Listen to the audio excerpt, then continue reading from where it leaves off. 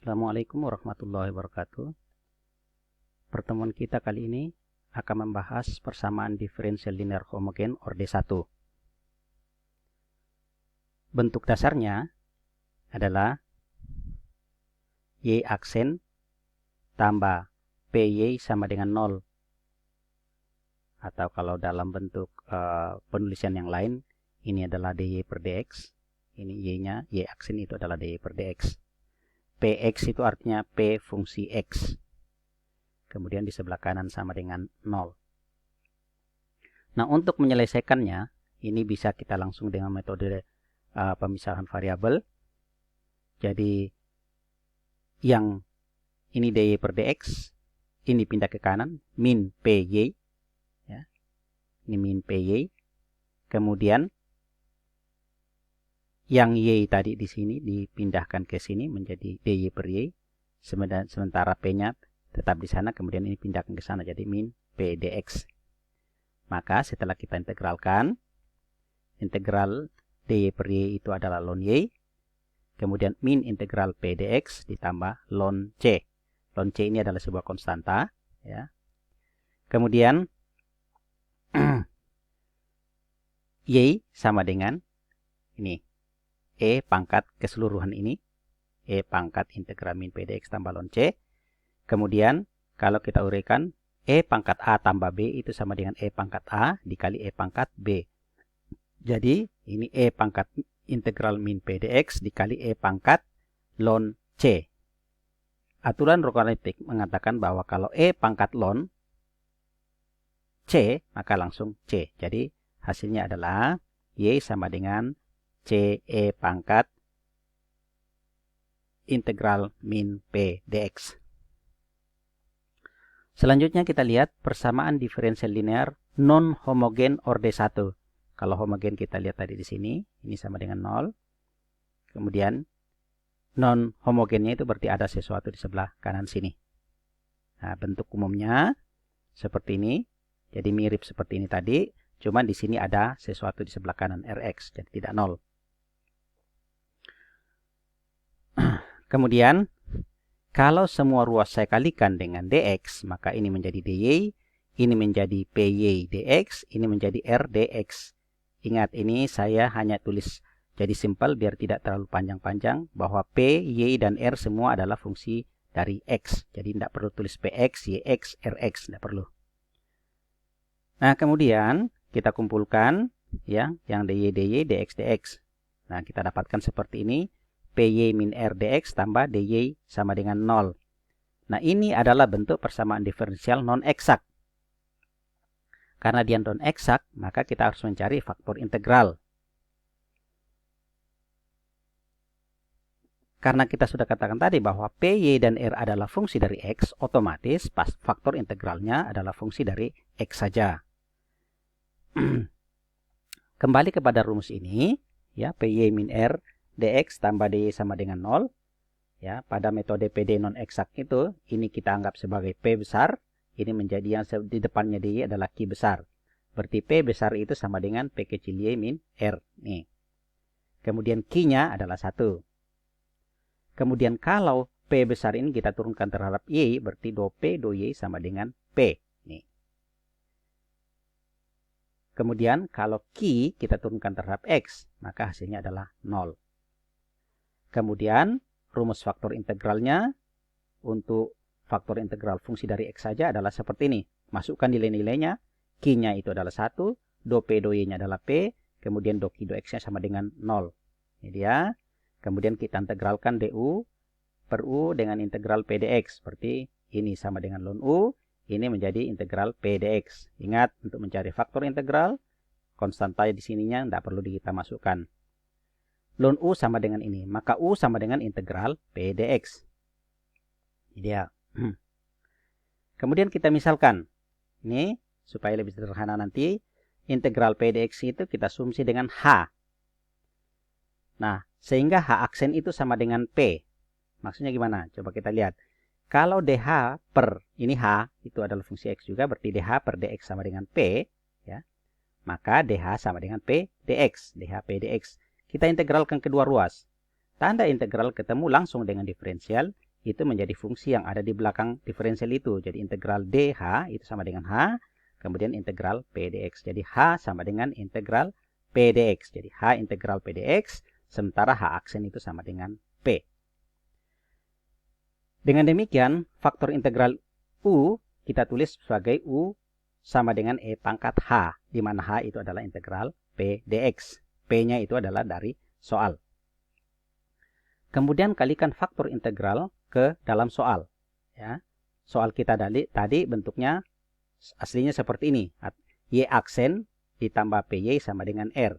Kita kalikan dengan U. U-nya adalah E pangkat H. Jadi ini E pangkat H dikali Y aksen ditambah PY sama dengan R. Kita kalikan semua. Kemudian P itu adalah nih, H aksen. Jadi P nanti kita ganti dengan H aksen. Jadi kita kalikan ke dalam E pangkat H kali Y aksen tambah P itu H aksen. Kemudian kita kalikan E pangkat H-nya ke dalam. Kemudian ada Y. Sama dengan kalikan RE pangkat H. Nah, ternyata bagian ini adalah seperti ini. Maksudnya ini. E pangkat H kali Y kita turunkan. Jadi bayangkan ini adalah turunan dari A kali B. Jadi A kali B diferensial. Itu ingat, A kita konstan dulu, baru B yang diturunkan, kemudian ditambah B yang diturunkan dikali A yang konstan. Jadi kalau kasus ini, pertama ini yang kita turunkan. Ingat, turunan dari E pangkat H itu adalah H aksen E pangkat H. Kemudian ini tetap berarti H aksen E pangkat H kali Y. Kemudian yang ini kita turunkan, ini tetap. Berarti Y kita turunkan terhadap X, kita tersebut Y aksen. Jadi E aksen E pangkat H. Dengan demikian, yang ada di dalam kurung ini, jadi EH, ini ada EH-nya. Kemudian Y aksen, ini EH Y aksen yang ini. Kemudian H aksen E pangkat HY, ini. Berarti semua yang ada di sini adalah EH pangkat E pangkat H Y aksen. Jadi, nih. Tulisnya seperti ini. Kemudian aksen ini artinya kan turunan ini terhadap X. Karena semua fungsi-fungsi di sini adalah fungsi X. Jadi kalau saya tulis ulang, saya tulis begini. D dalam kurung E pangkat H kali Y dibagi dengan X dibagi dengan DX sama dengan RE pangkat H. Kita kali silangkan ke sebelah sana. Jadi ini kita kali silangkan ke sana. DE pangkat H kali Y sama dengan RE pangkat H dx. Lalu kita integralkan.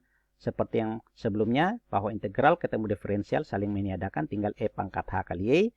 Kemudian yang di sebelah kanan ini menjadi integral RE pangkat H dx tambah C.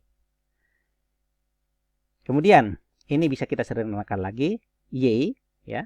Jadi kita jadikan Y sama dengan ini pindah ke sebelah menjadi E pangkat min H. Kemudian kalikan ke dalam. Jadi E pangkat min H integral RE pangkat H dx tambah C. R-nya adalah ya yang dari soal. Demikian pula H-nya nanti integral P dx. Ya. Jadi ini adalah solusi dari soal. Yang ini soalnya. Ya.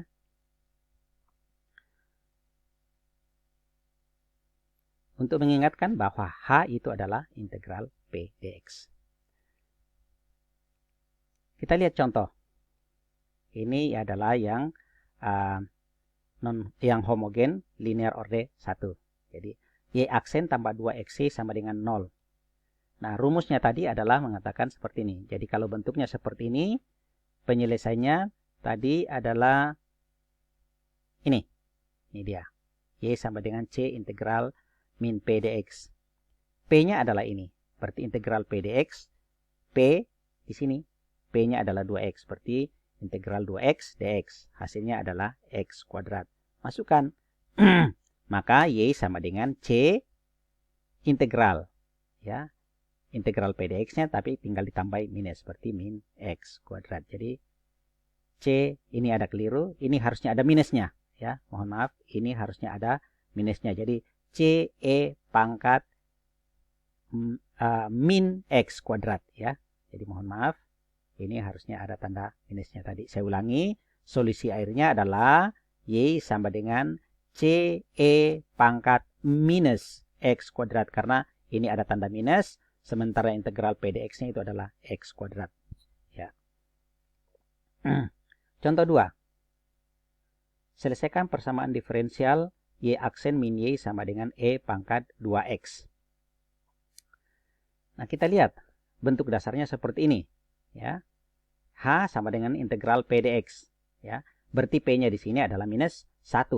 Sementara R-nya adalah E pangkat 2X. Jadi kalau kita integralkan, H integral min dx sama dengan min X.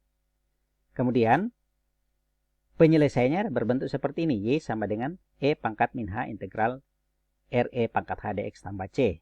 Tinggal masukkan angkanya. E pangkat min H. Ini minus, berarti E pangkat X. Kemudian R-nya masukkan, E pangkat 2X. Kemudian E pangkat min X. Ya. E pangkat min X itu adalah E pangkat H. Ya. Kemudian, E pangkat 2X, E pangkat min X itu adalah tinggal E pangkat X. Integral E pangkat X adalah E pangkat X sendiri. Ya. Kemudian,